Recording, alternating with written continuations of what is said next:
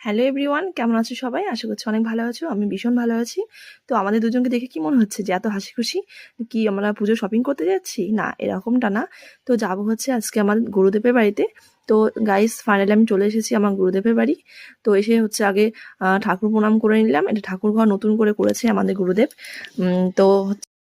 তো আমি এই ৩ বছর আগে এসেছিলাম। তখন হচ্ছে ১ম এসেছিলাম মন্ত্র নেওয়ার জন্য। তো মন্ত্র নেওয়া হয়ে গেছিল।